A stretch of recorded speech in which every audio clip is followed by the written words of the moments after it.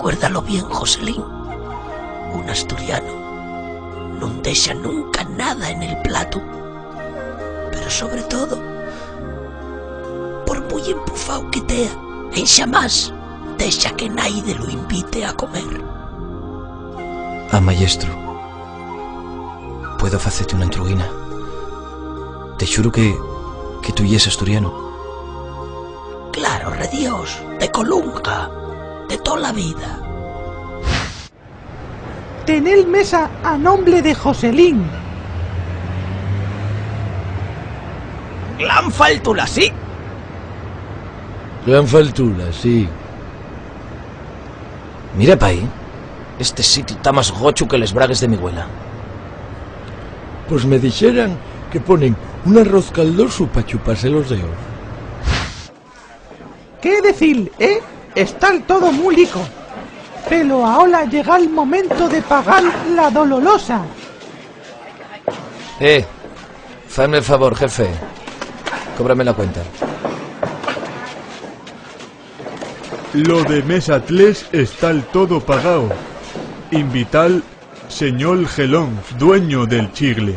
Pero este chino ya es faltoso. Sé el costumbre del local, extranjero no pagar comida. Invita a honorable señor Gelón. Cago mi máquina. En el mi chigre. Pago yo. Déjalo, Joselín, total, yo no traje perres.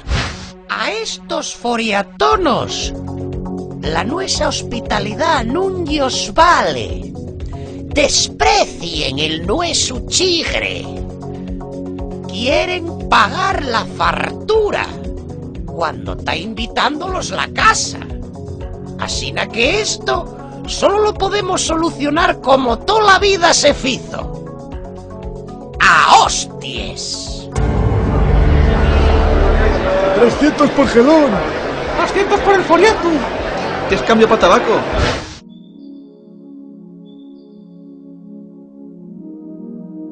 Ya te lo dije, Joselín. Aquí tú no pagues nada. Un asturiano en xamás deixa que naide lo invite a comer.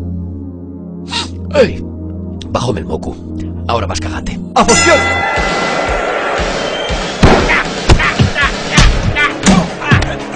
Toma, hostia, figurina. Tira un pedo. Esta voy a dártela por las patates al cabrales. ¡Ay, Joselín! Esta por ti, tu calella, gañán. Esta por los criollos y por las croquetas. Esta otra por los postres.